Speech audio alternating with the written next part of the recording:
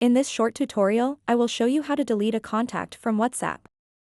Deleting a contact on WhatsApp is a simple process that can help you manage your contact list more efficiently. To get started, open up the WhatsApp application and then tap Chats.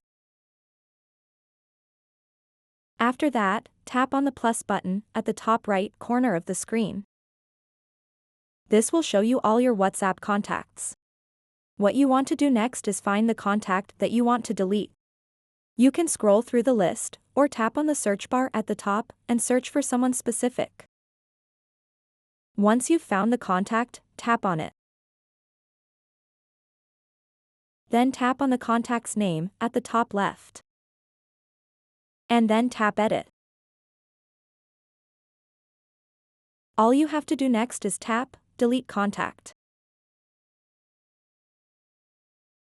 Tap Delete Contact to confirm your action. This is exactly how you can delete a contact on WhatsApp. So that wraps up this tutorial. If you have any questions about this whole process, please let me know in the comments section below. And if this video helped you out, please give it a big thumbs up and subscribe to this channel for more tutorial videos like this one. Thank you so much for watching and have a good day.